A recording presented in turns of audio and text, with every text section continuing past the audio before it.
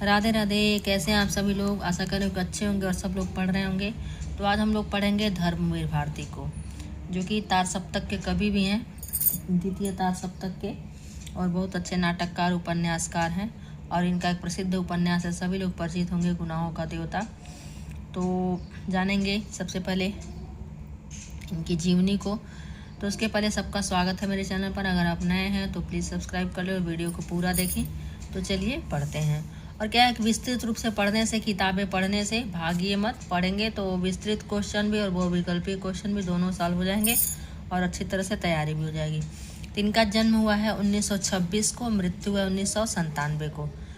Doctor Dharmveer Bharti का नई पीढ़ी के साहित्यकारों में विशिष्ट स्थान है। वे प्रयोगवादी और नई कविता के चर्चित कवि थे। उन्होंने अपनी मौलिक प्रतिभा से हिंदी साहित्य की विविध विधाओं में अनेक नवीन प्रयोग किए हैं। उनकी कविता में प्रेम तत्व के साथ बौद्धिक उत्कर्ष की आभा दर्शनीय है। भारती जी सच्चे अर्थों में हिंदी साहित्य के अमर कलाकार हैं। बहुमुखी प्रतिभा के धनी डॉक्टर धर्मवीर भारती जन्म 25 दिसंबर 1926 को इलाहाबाद में हुआ था। उनकी शिक्षा इलाहाबाद में हुई। प्रारंभिक शिक्षा पूर्ण करने के पश्चात उन्होंने 1947 में इलाहाबाद विश्वविद्यालय से हिंदी विषय में एमए की परीक्षा दी, यानी कि जिस वर्ष देश आज़ाद हुआ था। परीक्षा उत्तीर्ण की इस विद्यालय से उन्होंने सिद्ध साहित्य पर शोध कार्य करके डी.फिल की उपाधि प्राप्त की। अपनी शिक्षा पूर्ण करने के बाद विश्वविद्यालय के हिंदी विभाग में प्राध्यापक के रूप में कार्य किया। इन्होंने इलाहाबाद से प्रकाशित होने वाले संगम साहित्यिक साप्ताहिक पत्रिका से इलाचंद साप्ताहिक पत्रिका में इलाचंद जोशी के सहायक के रूप में कार्य किया। सन 1951 में उन्होंने बम्बई परिवर्तित नाम मुंबई से प्रतिभा का संपर्क पाकर प्रकाशित होने वाले हिंदी के प्रसिद्ध साप्ताहिक पत्र धर्मयुग का संपादन किया। उनकी अद्भुत प्रतिभा का संपर्क पाकर यह पत्र उन्नति के शिखर पर पहुंच गया। उनकी साहित्य साधना से प्रभावित होकर भारत सरकार ने सन 1972 में उन्हें पद्मश्री की उपाधि से विभूषित किया।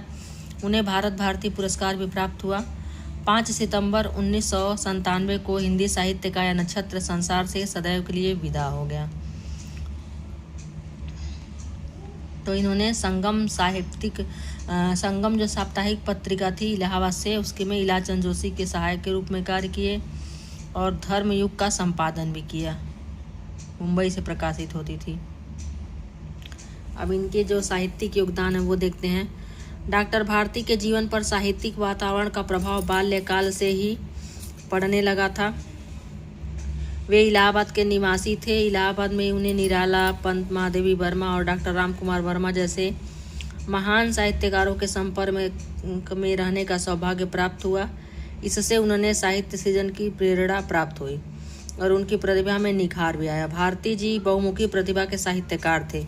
वे एक प्रभावशाली कवि, विचारक, नाटककार, अद्वितीय कथाकार, निबंधकार, एकांकीकार, आलोचक और निर्क्षीर विवेकी संपादक थे। उन्हें रेखा चित्र, यात्रा वृत्त, संस्मरण आदि अन्य विधाओं पर अपनी लेखनी चलाकर अद्भुत प्रतिभा का परिचय दिया।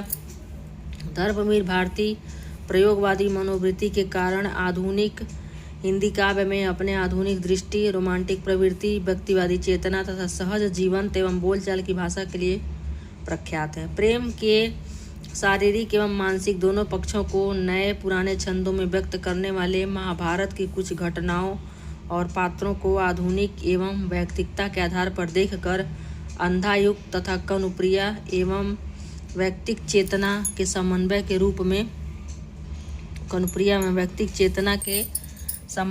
रूप में अपनी नवीनता रचनाओं में व्यक्त हुए हैं। उनके जीवंत और मर्मस्पर्शी गद्य में भी उनके कविता का स्पर्श मिलता है। व्यक्ति, मन और सामूहिक चेतना दोनों ही उनमें व्यक्त हुई है। कृतियाँ क्या हैं कि डॉक्टर धर्मवीर भारती ने अपनी विविध विधाओं में साहित्य की रचना की। उनकी उल्लेखनीय रचनाओं का विवरण इस प्रकार है।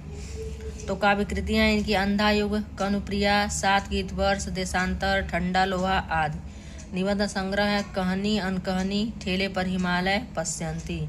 उपन्यास है सूरज का 7वां घोड़ा और गुनाहों का देवता। कहानी संग्रह है चांद और टूटे हुए लोग। नाटक है नदी प्यासी थी, एकांकी संग्रह, नीली झील और आलोचना, मानव मूल्य और साहित्य। तो जितनी भी इनकी कृतियाँ, सारी रचनाएं हैं, सभी बहुत ही महत्वपूर्ण हैं और लिख लें। फिर इनको देखते हैं काव्यगत विशेषताएं क्या हैं। तो इनकी काव्यगत विशेषताएं हैं, भारती जी ने अपने काव्य में भावों को बड़ी सरलता एवं स्पष्टता के साथ व्यक्त किया है। उन्होंने भाव चित्रण एवं दृश्य चित्रण में नवीन उद्भावनाओं का परिचय दिया है।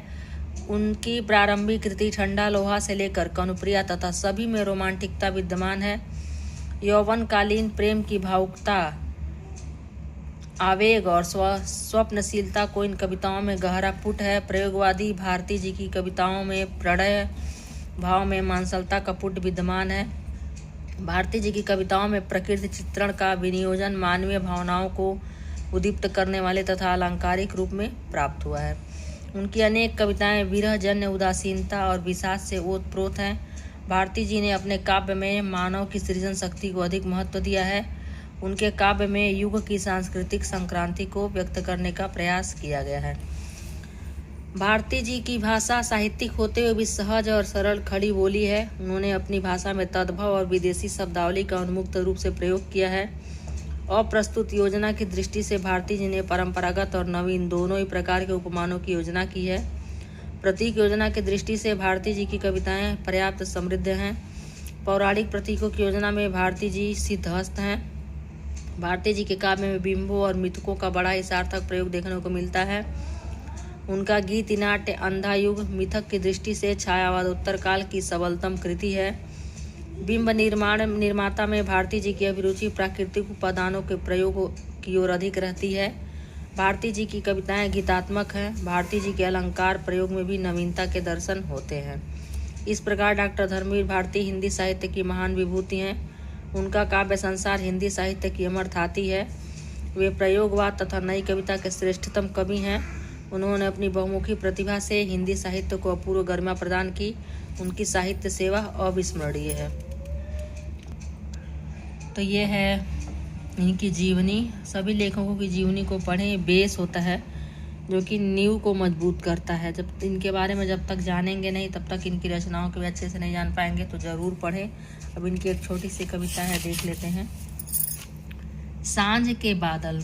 भारती जी के इस गीत में सांझ के बादलों को पालों वाली नाव जैसा चित्रित किया गया है, जिनमें बहुत सी रंगीन छवियां एवं आकृतियां बनती बिगड़ती रहती हैं।